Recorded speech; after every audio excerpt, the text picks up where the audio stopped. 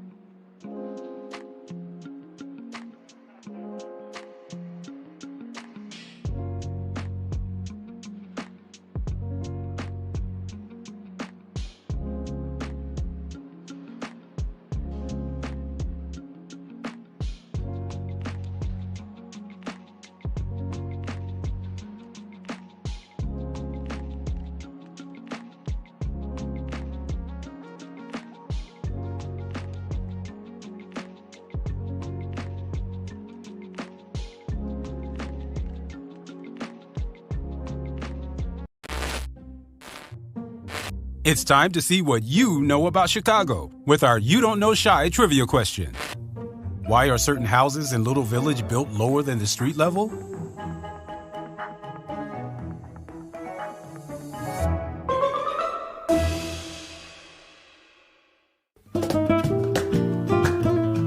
Previously on You Don't Know Shy. When you look at Pilsen or Wicker Park or Logan Square, a lot of the gentrification that's happened in the communities. And there's nothing wrong with people coming into the communities, but we want to make sure that we keep the authenticity and make sure that we're not pricing people out of the community, because that's no good for anyone.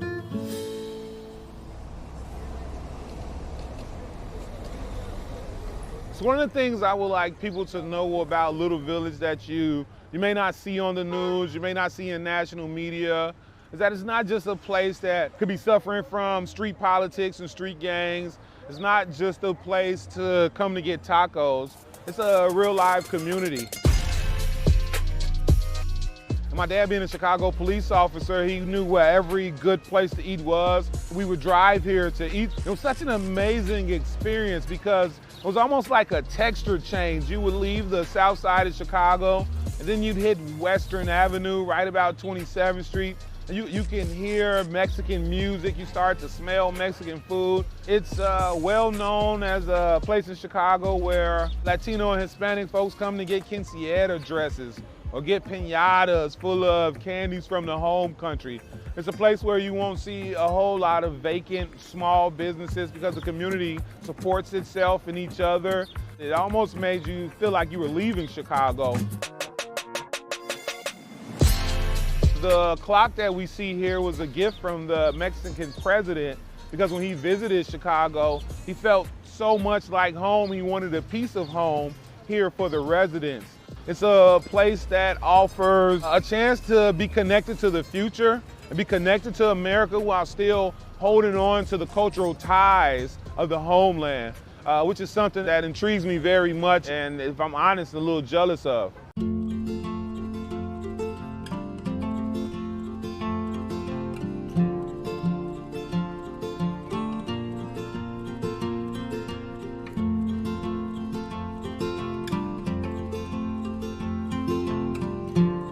Since faith plays such an important role to, you know, how Mexican Americans live and live their lives and the rules that they follow and live in their lives, I want to bring you to one of my favorite Catholic churches in Chicago.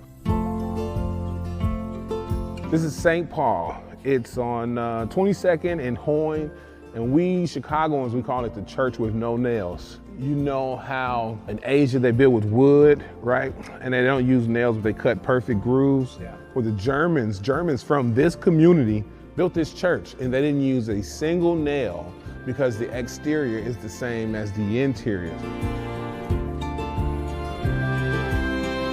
So all of the stained glass, right, is right, you know how to make stained glass, there's not paint involved in that. And then these mosaics are all, right, gold leaf and various mosaic tiles, and those colors come together. The marble sculptures you see are real marble. The thing about working on this marble is that it all typically gets done in like one piece, right? So they take one slab of marble and then they do all that. And so if that slab catches a crack where you know you're gonna put a figure, you gotta start over and redo that one figure you already done.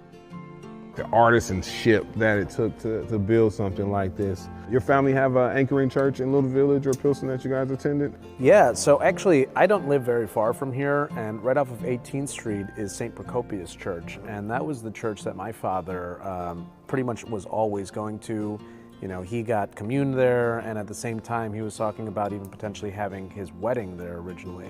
So that was very much like a founding part of 18th Street and Pilsen for him. He's constantly bringing it up. You know, a lot of folks, they're in and out of Pilsen and Little Village together. We, you know, El Milagro is probably the first Mexican-American business to eventually be worth $1 million, right? Started in the Midwest.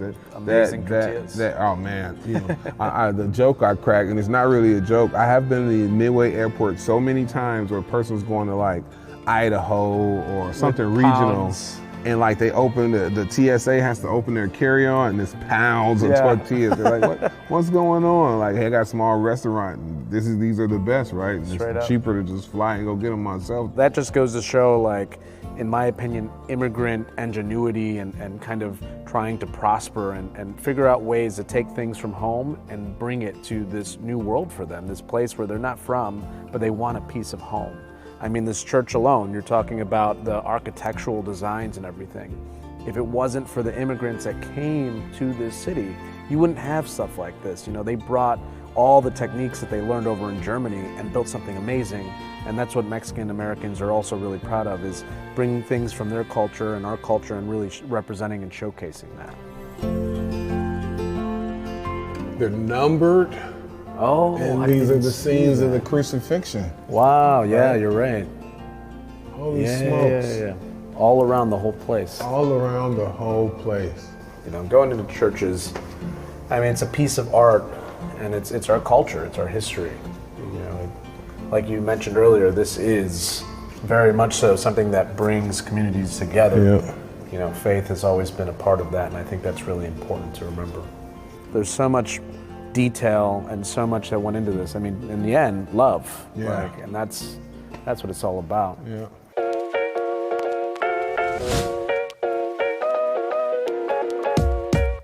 There are these like Chicago quizzes us Chicagoans do to people when we're outside of Chicago to verify their Chicago-ness. Oh, I got nervous that you were about to quiz me now. No. I wouldn't do you like that, at least not on camera, right? If I run into someone in Sedona, Arizona, and they tell me that they're from Chicago, my opening question is, what high school did you go to? And if they say a Catholic high school, then I want to know what parish did their family grow up in. That question, those two here in Chicago kind of define us. And so, like the parish of St. Paul is an anchoring institution. And I'd imagine I can run off a lot of those across all neighborhoods in Chicago, right? Has that been your experience with Chicago? 100%. I mean, when you talk about Little Village, we're a Catholic community because we're Mexican. I mean, Mexicans, for the most part, are Catholics. So you would constantly find, like, Sunday is a very important day for Mexican Americans. Everybody goes to church in the morning, and what are you doing right afterwards? You're going to your abuelita's house, and you're either having pozole or menudo, which are two of my favorite things. Obviously incredibly hot outside, but it's always perfect when you're sitting down with family and just enjoying a good meal. I know I'm getting bonus points from my wife and family because I've been to church today. There you go. Let's roll. Let's do it. Coming up on You Don't Know Shy. A little bit of grasshoppers on top as promised. Yo. Hey, I'm gonna get you the big one right over here. Look at that, that's for you. Let's try them out here, we'll cheers with it. I got 7 kids. I guess worse has been in my mouth.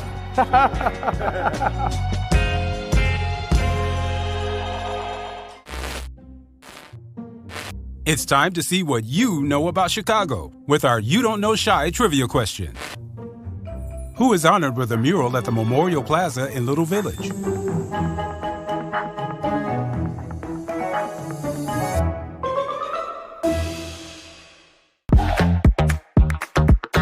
Digifay is a film production company based in Chicago. We're good on audio for this next segment. We might use this for some more ambient lighting. The biggest strengths of our team as a whole is just the energy that we bring to every project. 1, 2, 3, and hold it. You're coming into this space with a bunch of creatives. You fully trust what everybody knows, that they're full of that knowledge and they're capable of what they're doing in their role. I love filmmaking because there's so many different possibilities. Figuring that out is the fun part. I think it's so important to have Black storytellers to make sure that we are able to pick up the camera and document the things that we feel are important, not just for us, but for the whole country and the whole world. Digifay, bringing stories to life one frame at a time.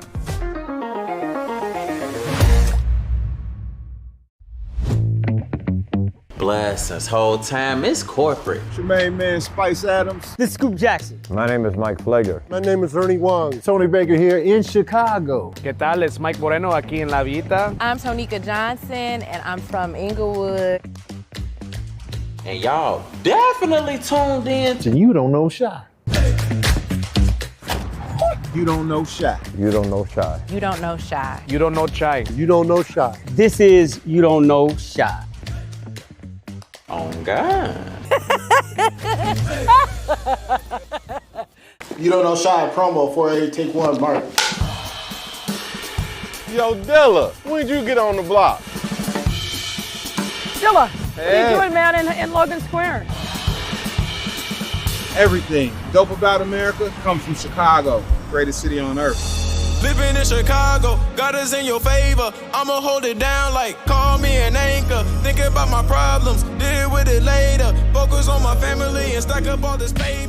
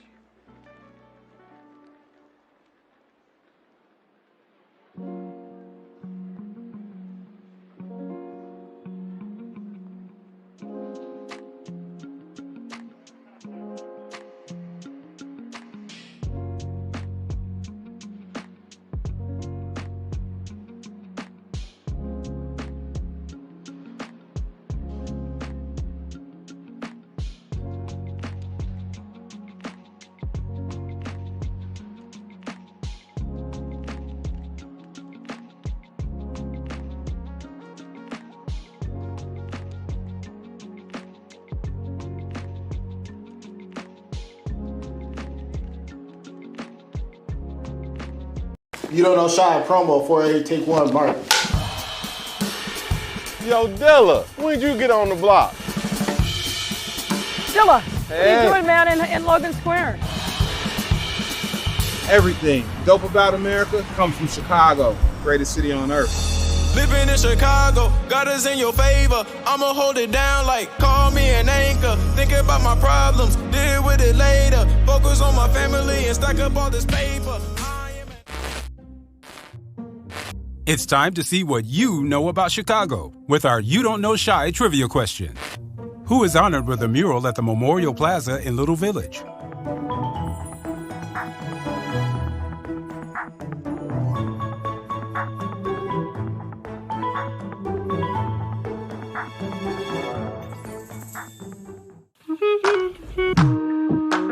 Previously on You Don't Know Shy. When you think of the American dream, you think of everybody being incorporated, being a part of one. You know, that's what America is. It's built on immigrants. When you come to Little Village, we want to be able to showcase that and highlight that. That's why we had the Manuel Perez Plaza.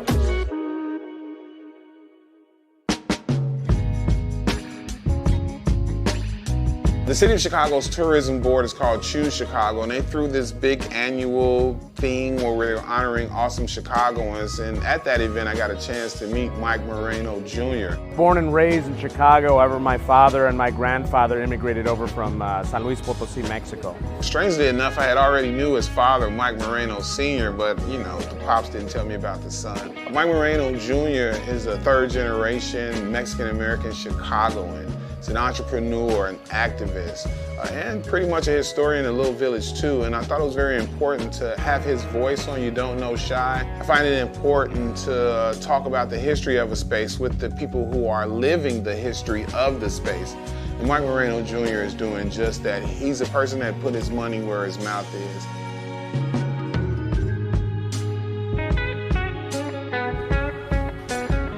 So this is the entrance right here to my nice little speakeasy style bar. Again, you know, I wanted to be able to showcase the original Chicago vibe, and that's what this whole bar is about.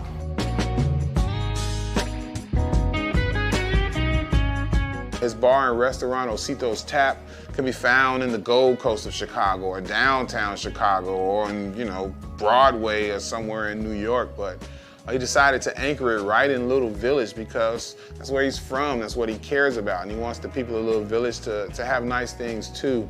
And so meeting and having a powerful discussion with a person like that, how can you not? 3 generations strong. That's a long time to be anchored in one place. Your siblings grow up here, you spend your childhood here, your father meets your mother in these neighborhoods. What do you see for the future of Little Village? I think Little Village has a bright future. You know, for me, I just want to make sure that people don't forget where we came from, but at the same time, don't lose kind of that cultural background and move away. It's so easy to say, oh man, you know, I want to keep moving on, but if you really want to build generational wealth, you want to continue to see a community grow, you need to make sure you're investing in your community. So I'm hoping that more young people in the community say, you know what, I don't want to leave, I want to invest right here. And that's how you're really going to see some change. A little bit of grasshoppers on top as promised. Yo. I'm going to get you the big one right over here. Look at that. That's for you. Oh, that one's for you, my man. Let's try them out here. We'll cheers with it. I got 7 kids. I guess worse has been in my mouth.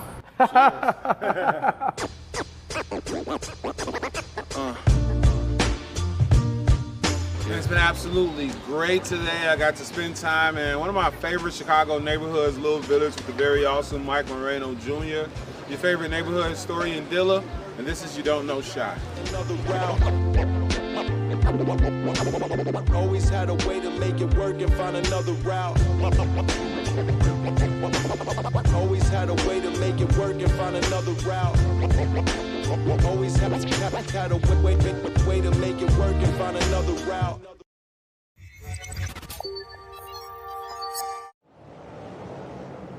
I live by the saying that everything dope about America comes from Chicago. Now at 9, 2 people killed in a shooting at a restaurant in Aurora. What we're learning about those involved. And a show of support today for black-owned businesses in Bronzeville that were recently burglarized. And the Bears just keep on winning. They've now won 4 in a row after beating the Steelers at Soldier Field. Live from Chicago, this is Fox 32 News Sunday. Thank you for being with us tonight. I'm Dawn Hasbrook. With that win, the Bears remain in first place in the NFC North. They had a 10-point lead in the fourth quarter and barely hung on. Tina Nguyen is here in studio to break it all down. The Bears making just enough plays once again, Tina. Yeah, Dawn, it's been a theme for the Bears lately, finding ways to win. Entering today, 3 comeback wins in the last 3 weeks and 5 fourth-quarter comeback wins this season, tied with the Denver Broncos for most in the NFL. But even without having to face Aaron Rodgers, the Bears defense was missing several starters due to injuries, 5 to be exact. How could they possibly get it done today? We'll show you the highlights here. As we go out to Soldier Field, no Aaron Rodgers for the Steelers, so Mason Rudolph gets a start at QB early first quarter. Rudolph looking down the sideline for DK Metcalf, but Nashawn Wright with a one-handed interception. Check this out again. Wright's 5th pick of the season ties him with his teammate KB for the NFL lead. Things started to fall apart, though, for Caleb Williams and the Bears in the second, tied at 7. Caleb Williams taking too long in the pocket, sacked by TJ Watt and fumbles. Steelers recover in the end zone for a TD. Take another look, though. That's Caleb's first fumble since week 8 against the Saints. Bears down 21-17 at the half, third quarter. Bears facing here 3rd and 6. Caleb Williams to an open DJ Moore for a 25-yard score. Love to see that connection. 1 of 3 touchdown passes for Williams. Bears take a 24-21 lead. Next Steelers drive, Rudolph sacked by Montez Sweat and fumbles. Bears recover. Sweat with 2 sacks, almost had 3 today. 6.5 now over his last 6 games. Ensuing Bears drive, 3rd and goal on the 2. Kamadungai, the rookie man, runs it in for the touchdown. I love to see it. Bears now up 31-21. Steelers would pull within 3. One last chance on 4th down. Rudolph's pass is tipped at the line by Jaquan Brisker. Bears hold on to win 31-28. They've now won 4 straight and 8 of their last 9. The easy thing is to say, woe is me, and our guys didn't do that. They just stepped up and kept battling through. It happens to most teams each season, too, where your depth gets tested, and it just so happens it was this week for us. Ben preaches us fighting in those close games, and it's just not the same old Bears. We're an 8-3 team in the National Football League, and so we feel good where we're at, but we do got to get better. And I would say, yeah, we don't feel like we're the same old Bears. We pull through for each other when it matters most. Yeah, I kind of like hearing that. Not just the same old Bears, 6 games to go. And the Bears still have 3 divisional matchups right on the schedule. 2 against the Packers, but first their toughest test of the season, the defending Super Bowl champions, the Eagles, Friday afternoon at 2 p.m. By the way, right here on Fox 32 Chicago, we'll bring you Bears Game Day live at noon, and stay with us after the game for full post-game coverage as well. Later in sports, more reaction from inside the Bears locker room, and a very special treat for you tonight. We'll leave you with a song in your heart. Dawn. Ooh, looking forward to that. Thanks, Tina. Let's take a live look outside and check in on our forecast. That is a picture, isn't it? Beautiful. Chief Meteorologist Emily Walls is in the Weather Center. I think we can handle this now, 50s, not so bad, Emily. Yeah, not so bad with the 50s, but that's going to change, Dawn, in a really huge way later on this week. So for those of you that are going to be doing some traveling for Thanksgiving, I think you're going to be fine through the majority of this week until Friday. But then on Saturday and Sunday, there's actually going to be a storm system that we're watching very closely that could be bringing us some snow to the region. But today it was gorgeous. We ended up seeing sunshine. We had highs that were topping out in the mid-50s. Your forecast low temperatures tonight, we're going to be dropping down into the low to mid-30s for most of the suburbs and outlying areas. But in the city, closer to the lakefront, that's where we're going to be seeing those temperatures in the upper 30s. Now, your out-the-door forecast for Monday, temperatures are going to be in the mid-30s when we wake up. I think by 10, we're going to be right around 43 degrees. And then eventually tomorrow, we're counting on those highs that are going to be right around 50. And then going into your Tuesday, we're going to be in the mid-50s. Strong cold front's going to come through, and that's going to bring in some major changes by the middle of this week. So on Wednesday, we're going to have temperatures during the day that are actually dropping into the 30s. And then that's going to set the tone for the rest of this Thanksgiving week, taking us into this upcoming weekend. It gets cold.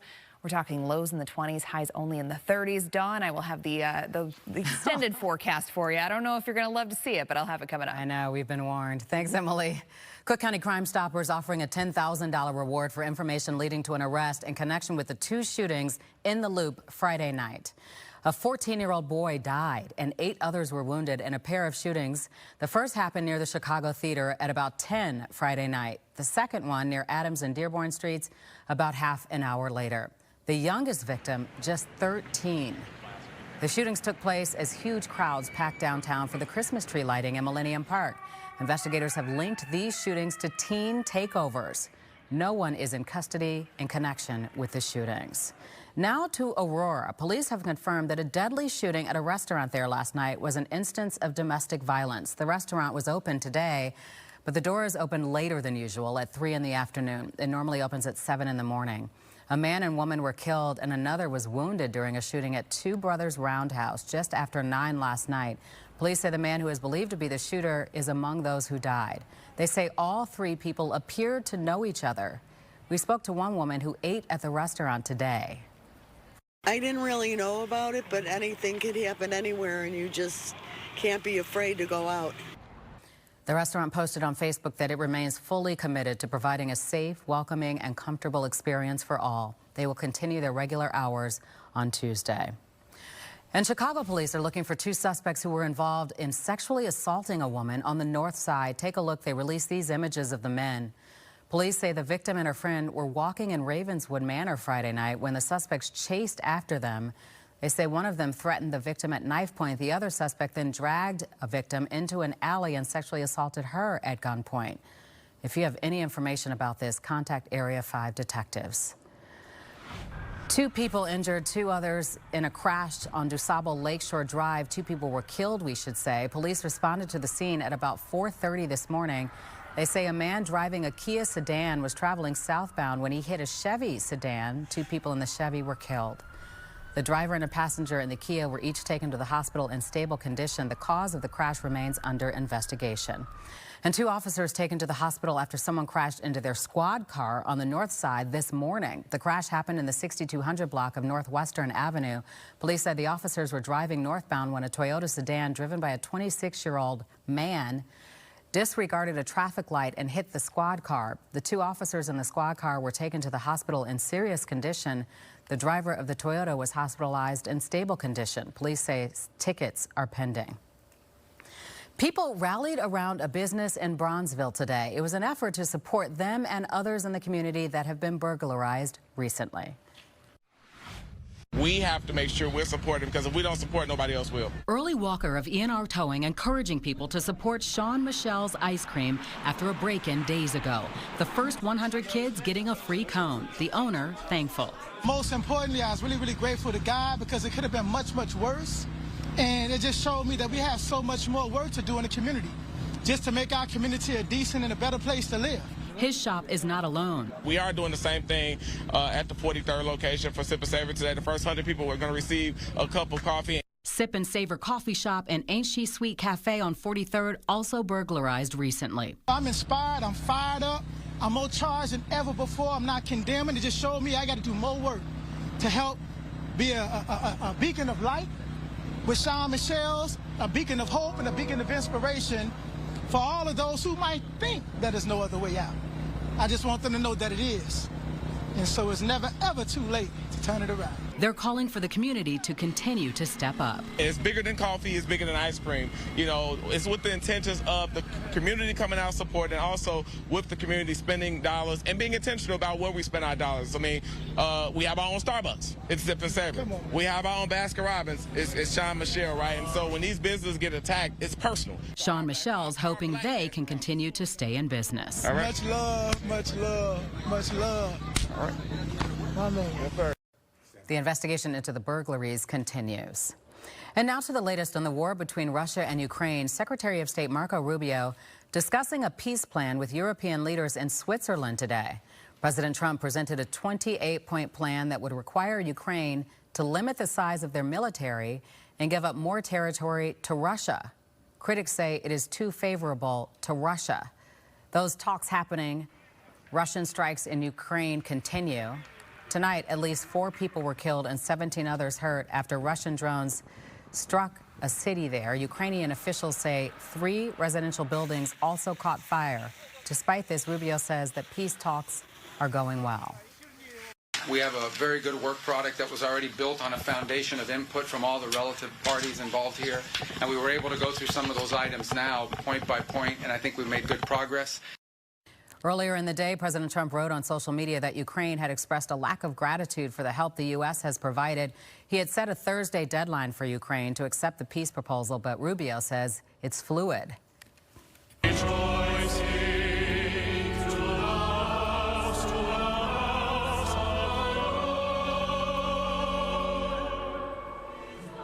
Holy Name Cathedral celebrated its 150th birthday today, a special liturgy taking place this afternoon.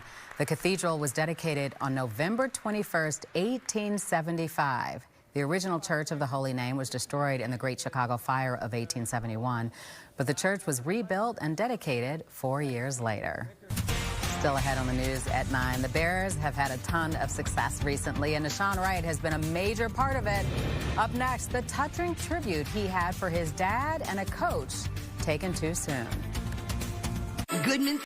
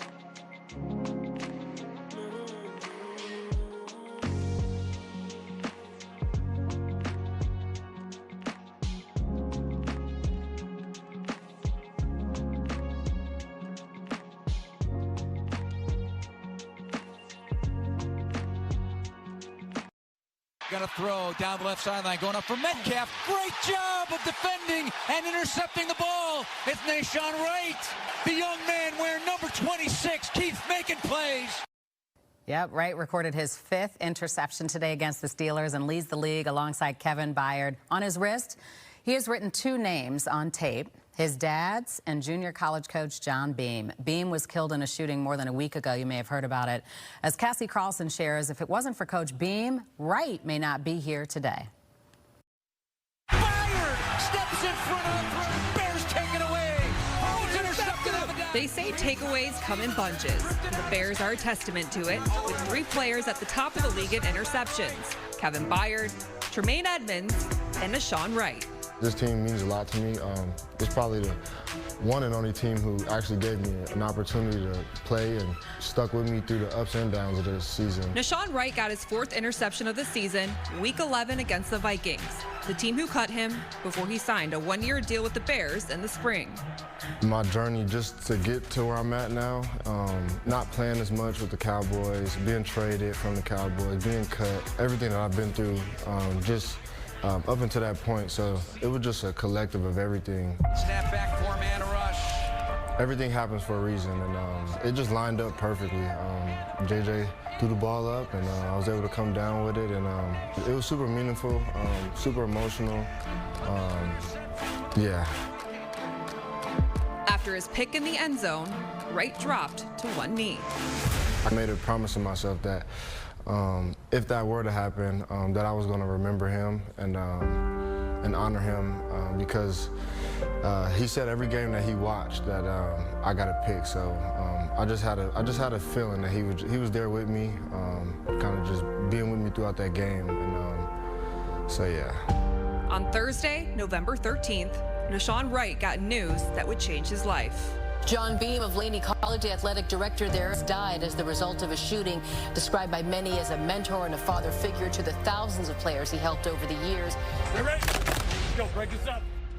Wright's junior college coach, John Beam, was shot and killed on the Laney College campus. He was just 66 years old.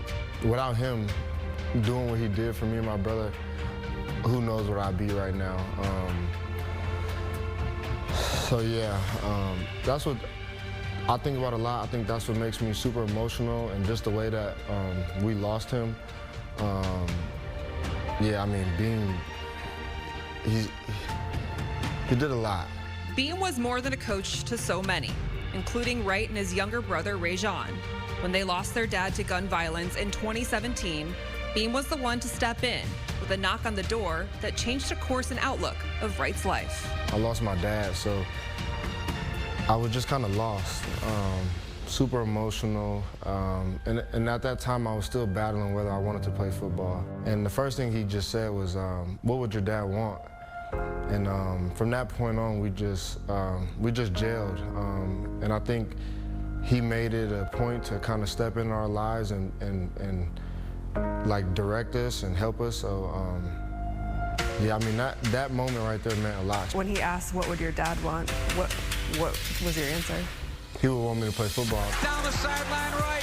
He is history, baby. Touchdown Bears and a pick six for Nahshon Wright. I spoke to Beam literally the night before, and we were just talking about my journey and up to where I was, like to that point, what I had done and how he was proud of me. Beam did a lot. Nahshon Wright, baby, he did it again. I'm gonna take that ball back home and give it to his family, because that one was for him. After the game, my mother, she read me a text message from Beam's wife, and she said that Beam was super proud of us, and that she's sure that he'll continue to whisper in our ear. So I gained an angel. Yeah. Well, we're just 4 days away from Thanksgiving, but those family dinners could...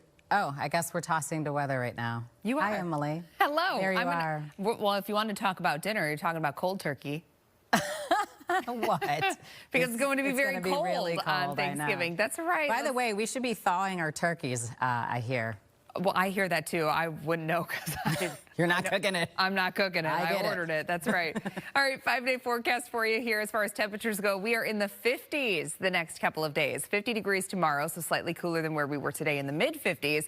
Mid-50s again on Tuesday, and then on Wednesday, we're going to be on the backside of a pretty strong cold front. And this temperature of 42 degrees that you see here on Wednesday, I think we're actually setting that during the early morning hours and then dropping into the 30s during the day. So it's going to get cold later this week, and you may be thinking, okay, low 30s, that's not all that bad, but it is running about 10 degrees below average for this time of the year. It's a little more typical of late December, early January to see high temperatures that low than it is this time of November. So your temperatures out there right now ranging everywhere from 29 degrees in Rockford up to the 40s in Chicago still, 41 degrees at O'Hare, same thing in Gary, 38 in Merrillville, and it's 30 degrees currently in Aurora. Here's where we're headed. So futurecast temperatures taking us throughout the rest of this evening and tonight. Notice how temperatures temps are going to be dropping down to the lower 30s across most of the suburbs, mid to upper 30s in the city. And then through the day tomorrow, we see increasing cloud cover. Spotty showers are possible during the afternoon and evening. So if you have some travel plans on Monday, you may be running into some showers, but at least it's in the form of rain, so it really shouldn't be causing too many travel impacts on Monday. Showers are going to linger through Monday night, likely through at least half of the day on Tuesday as well. For tonight, 38, we'll have south-southwesterly winds, 5 to 10 miles per hour. 5-day forecast tomorrow, 50 degrees, chance of showers during the afternoon. Best chance of rain is going to be here Monday night through the first half of the day on Tuesday.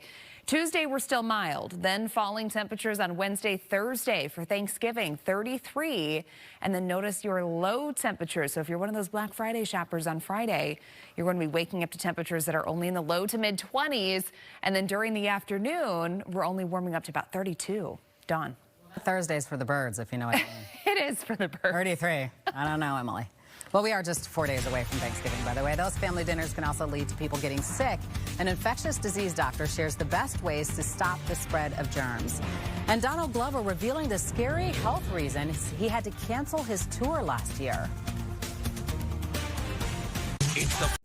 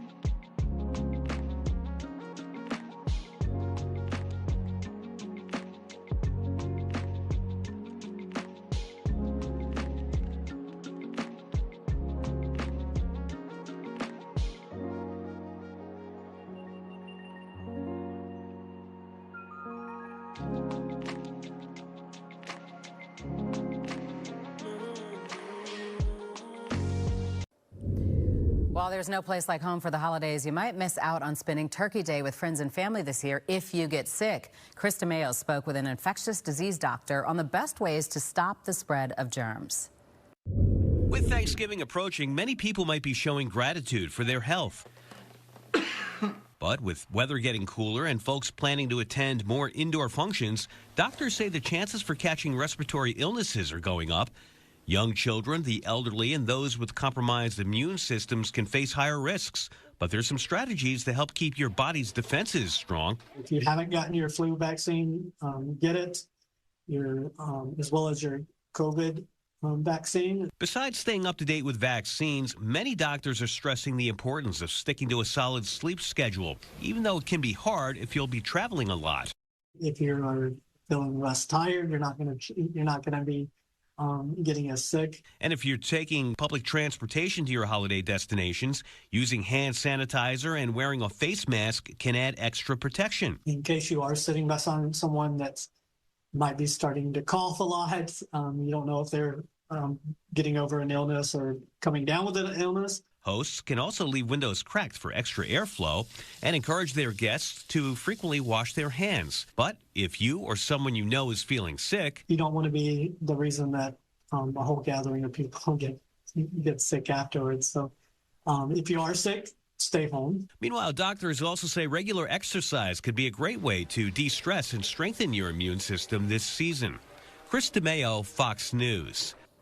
Rapper and actor Donald Glover is going into detail about the health issues that forced him to cancel his tour last year. Glover says he suffered a stroke while performing in Louisiana as part of his New World Tour.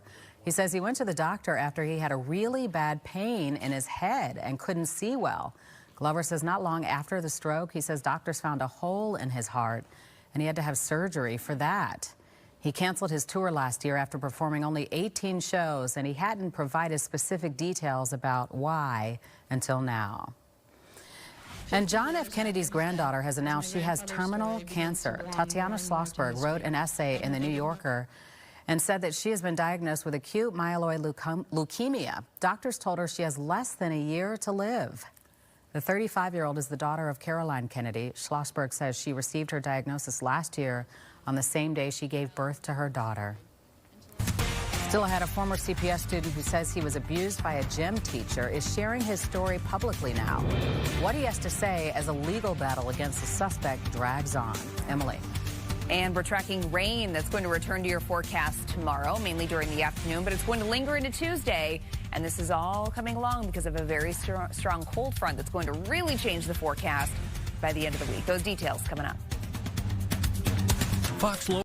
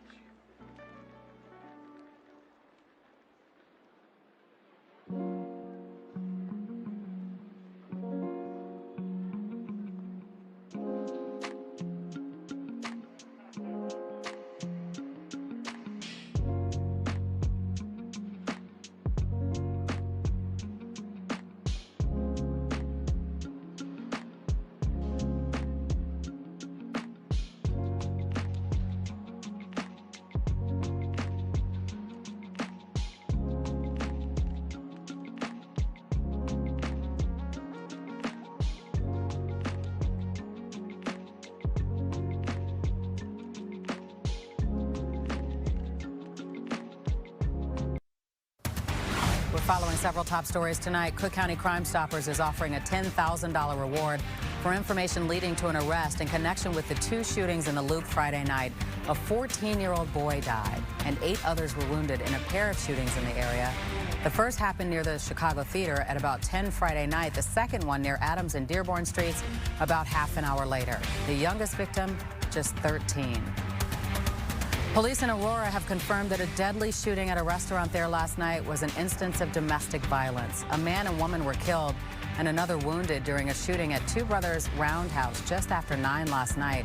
Police say the man is believed to be the shooter. He's among those who died. They say all 3 people appear to know each other. And Chicago police are looking for 2 suspects who were involved in sexually assaulting a woman on the north side. They released these images of the men. Police say the victim and her friend were walking in Ravenswood Manor Friday night when the suspects chased after them. They say one of the suspects threatened the victim at knife point. The other then dragged the victim into an alley and sexually assaulted her at gunpoint. A former CPS student alleges in court documents that he was sexually abused for several years by a PE teacher at his elementary school.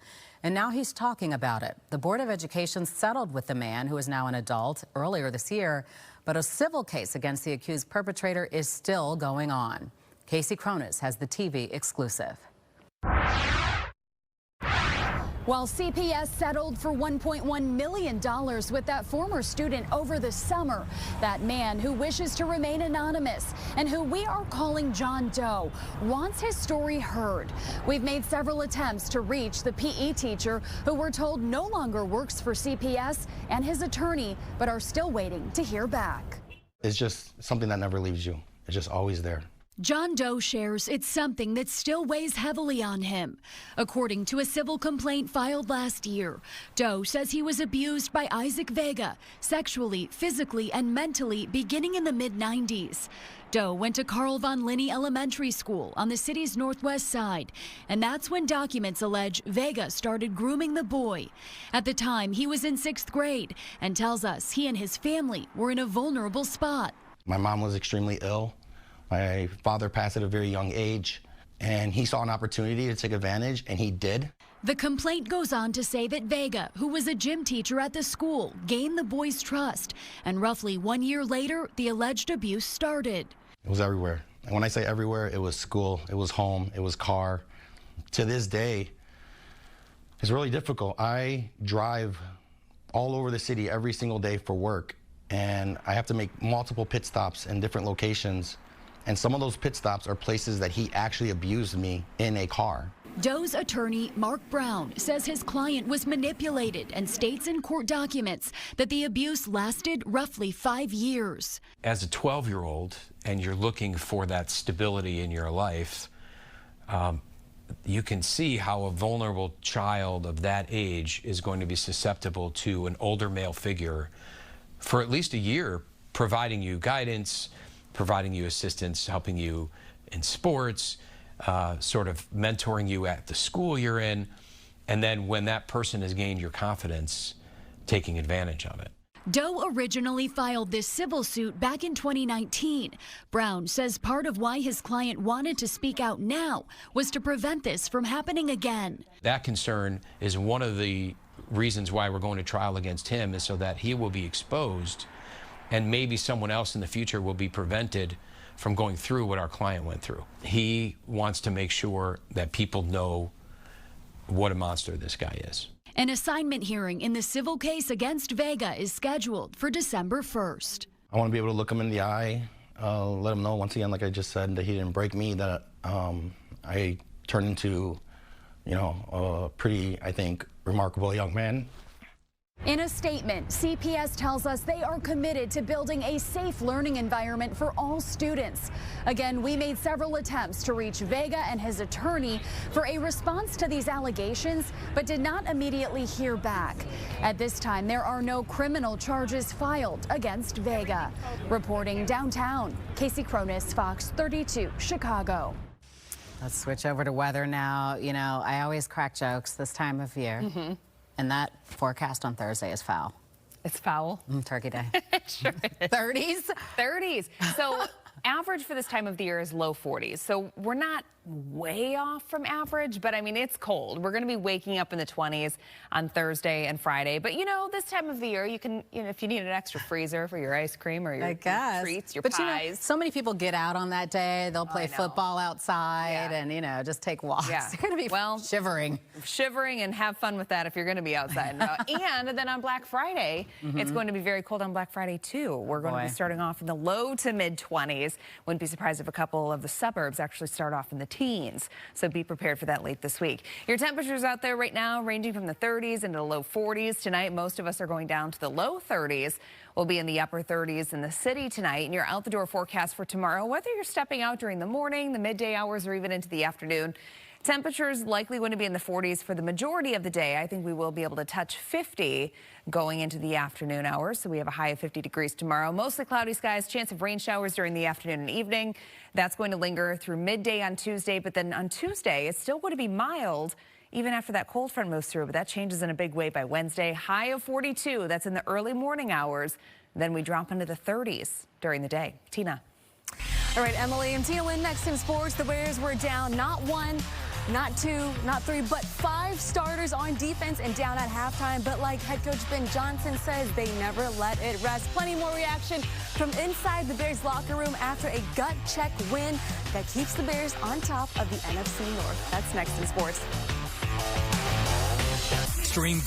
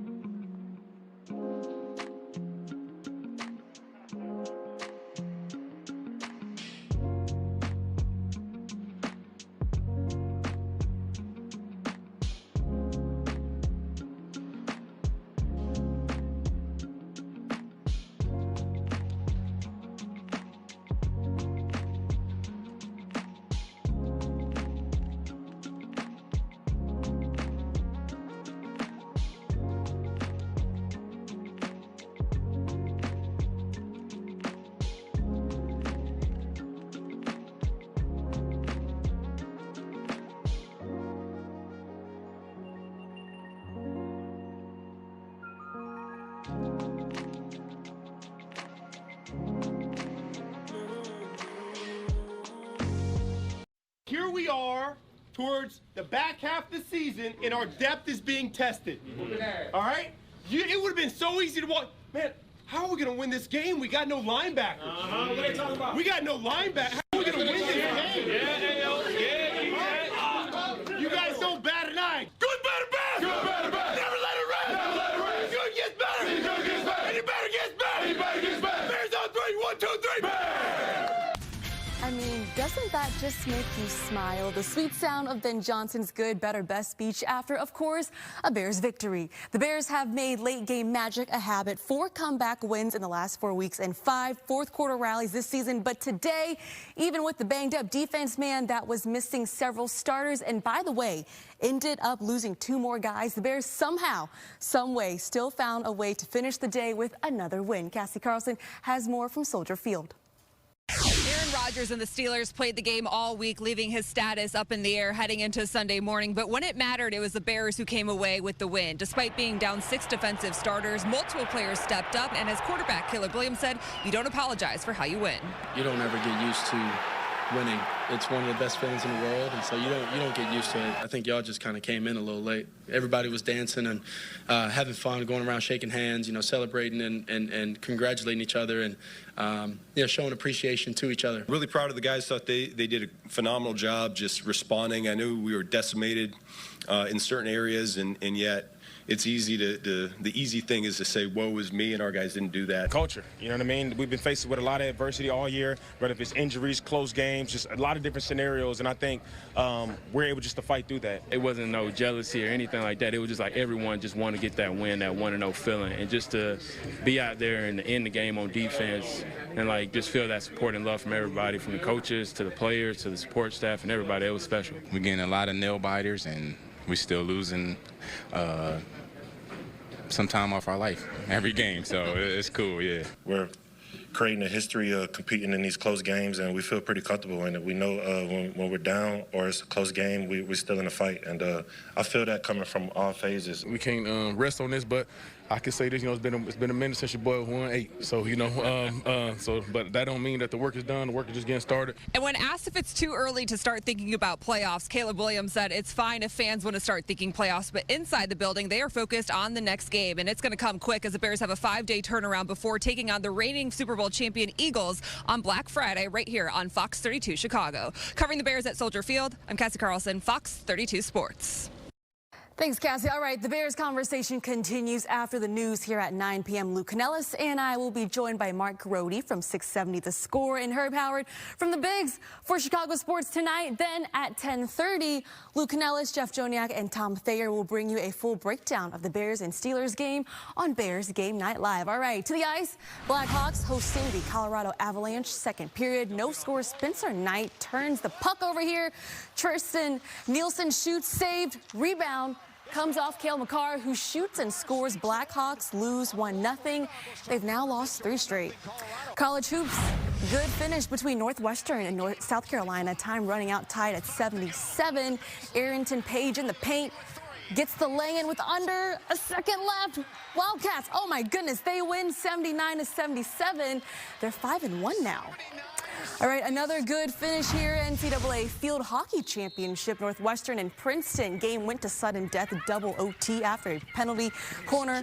Ilsa Trump shoots, deflected in for the championship winning goal. Oh my goodness, how about that one? Northwestern wins 2-1, their second straight title and their third in the last 5 years. Talk about dominance right there. All right, the Sky have landed the number 5 overall pick in the WNBA draft. DePaul beats Detroit Mercy 95-75. And before we send it to break, we had a very special guest today on Bears Game Day Live. Bears superfan Dave Swirsky has over 100 songs, over 300 videos. His songs always bringing us some comedic relief. He stopped by this morning with a performance, you don't want to forget. Take a listen. I've lost 12 years off my life. All these stressful games can't take much more. But the Bears, they keep coming true. And they're now in first place too.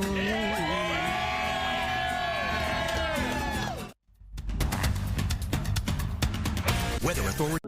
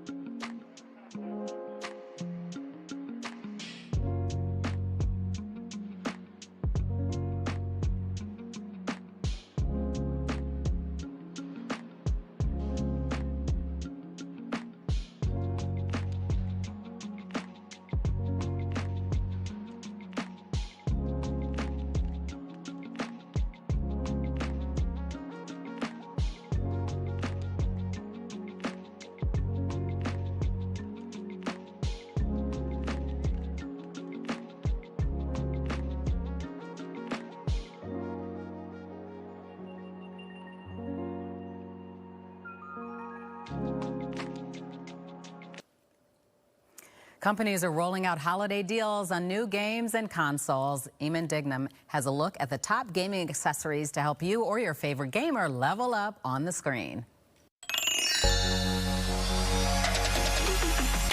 With the release of the Switch 2 this year, we're looking at a great Pro controller for Nintendo's newest generation. The 8BitDo Ultimate 2 connects to the console natively, with trigger stops giving you an adjustable depth to pull them down. Great for shooters like Nintendo's latest Metroid game. Paddles on the back really bring this home as a great Pro addition to the new Switch.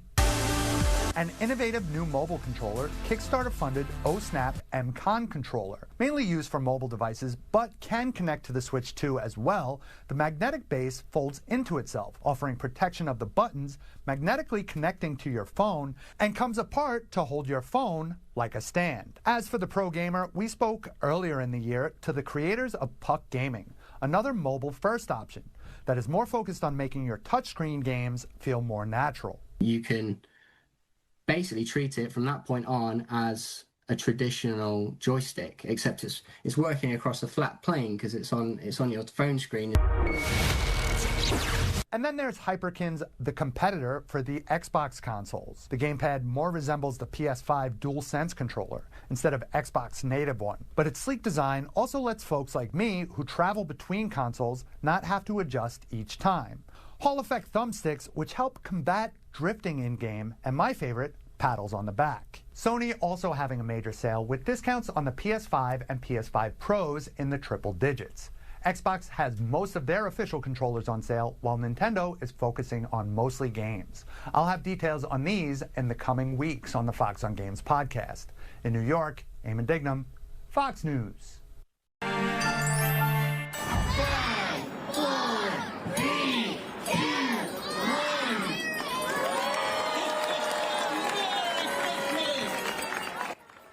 Greektown holding its 10th annual tree lighting ceremony tonight. Santa joined a group of kids in the countdown. The tree illuminated in blue and white, beautiful, representing the colors of the Greek flag. There were live musicians and carolers. People could enjoy free hot chocolate along with Greek sweets. Santa also making the trip to Navy Pier, very busy. He left his sleigh and reindeer at the North Pole. He arrived at the South Dock aboard the Sea Dog speedboat. There he is. Bagpipers greeted Santa after he arrived. Santa then went to Harry Caray's to spend time with kids and families. He's so busy. Now he has to read all of those lists, but he had to make his rounds today, and I know he was warm in that suit. He was definitely warm in that suit because temperatures today, we ended up topping out in the mid, a couple spots in the upper 50s, made it to 57 degrees in Aurora, 56 at O'Hare, same thing at the Chicago Lakefront, 57 in Gary, 53 in Valparaiso, made it to 55 in Woodstock, and 56 in Waukegan. Here's where we're headed. So tomorrow is going to be slightly cooler than today. We'll have increasing cloud cover through the day tomorrow, adding in some rain showers to your forecast Monday afternoon. That's going to linger through about midday Tuesday. After that, we're going to dry things out for a few days. But temperatures early this week were nice and mild in the 50s. Then Wednesday, that's our transition day. So we're likely going to go in the books with highs in the 40s, but chances are that's actually going to occur before the sun even comes up. And then we're going to spend the daytime hours in the 30s, and we are down to about 10 degrees below average by Thursday for Thanksgiving. That's going to last through this upcoming weekend. So your satellite and radar, things are quiet for now. We're mostly clear to partly cloudy. Increasing cloud cover is expected through your day tomorrow, and then we're going to start to see some showers advancing into the area during the afternoon, and then they're going to increase in coverage going into Monday night and then through midday Tuesday. And it's all because of this cold front that's working its way through. So scattered rainfall through midday Tuesday. After that, we're going to start to dry things out. But this low pressure system coming through, we're going to get those cold winds that wrap around on the backside of that. And that's why temperatures are going to drop pretty drastically going into Wednesday. Now, I know you're probably logging onto social media, for those of you that have it, and seeing all of the headlines about the snow that's going to be possible this weekend. So let's talk a little bit about that. Here's Thursday. If you're traveling on Wednesday, Thursday, or even on Friday, things are totally fine across our region, no issues. But going into Saturday, on Sunday as well, we're likely going to see a system that's at least in the region. And yes, some models are bringing us some accumulating snowfall Saturday and into your day on Sunday. But we're still 6 to 7 days out from the storm system, so there's going to be changes to the forecast. If you do have travel plans, don't change them yet, Just make sure you're staying up to date with the forecast over the next couple of days as we get a little bit closer to this upcoming weekend. But yes, there is a chance that we could be seeing some snowfall over the weekend. 7-day forecast tomorrow, 50 degrees. We have a chance for showers during the afternoon, lingering through the night, halfway through the day on Tuesday. Temperatures on Tuesday still going to be very mild in the mid-50s, low 40s then on Wednesday, mostly cloudy skies for Thursday, Thanksgiving Day itself. We are waking up in the 20s, same thing on Black Friday, and then only warming up into the low 30s. Dawn. All right, thanks, Emily. Bet you didn't know that there is a cemetery in the middle of a Chicago scrapyard and that there is only one person buried there. We'll tell you more about it in tonight's Monument Moment next. Goodness.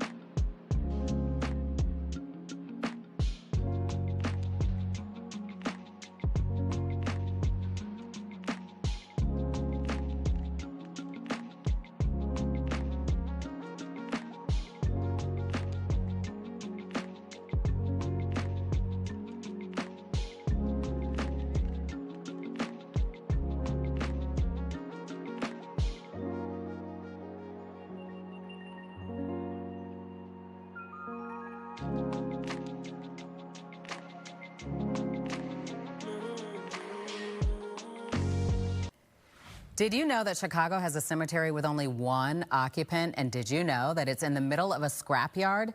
Dane Placco has more in tonight's Monument Moment.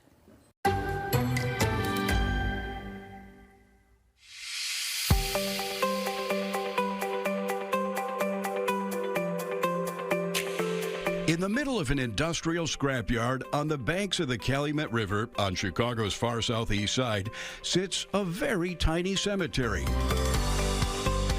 So tiny, in fact, it has just one occupant, Andreas von Zergebel, a one-armed veteran of the Battle of Waterloo. Von Zergebel was born in Bavaria in 1797 and at the age of 18 fought with Prussian forces in the famous Battle of Waterloo. He lost his arm while helping defeat Napoleon's army.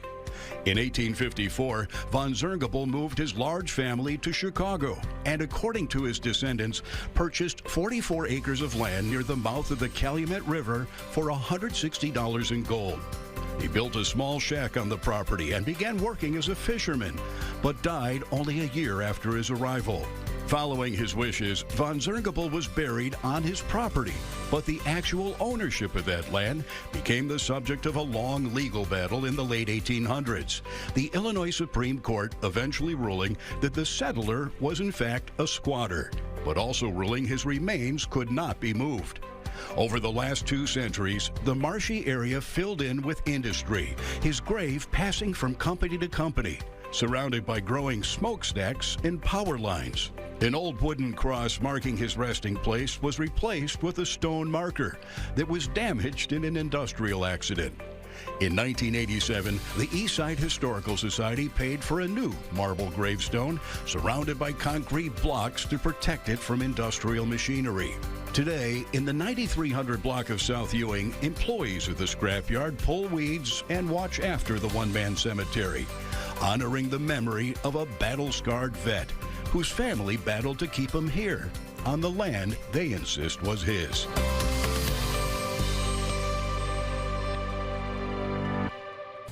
We'll be right back after the break.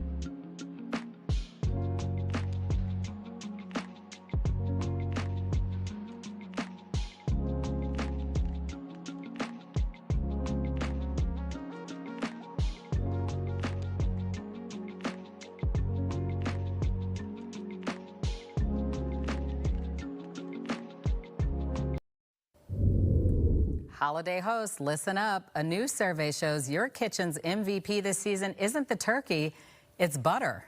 A Talco research poll of 2,000 Americans found that 63% say their holiday meals would be doomed if they ran out of butter.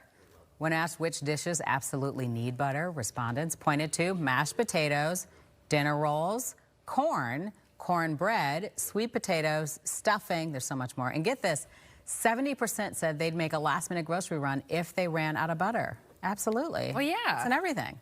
But really what I want is that like cinnamon butter, like the whipped butter for the rolls. Oh, yes. Oh, that's dreaming delish. of it. That's delish. I know. It sounds so good.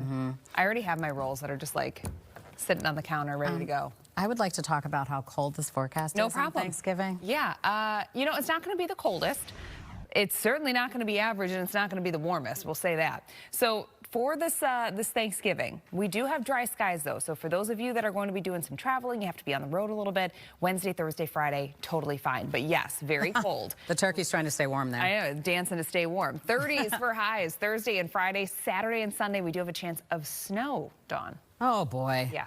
Well, we're here. 'Tis the season. Thanks for joining us tonight. Good Day Chicago starts tomorrow morning at 4:30. You can stream us online as well.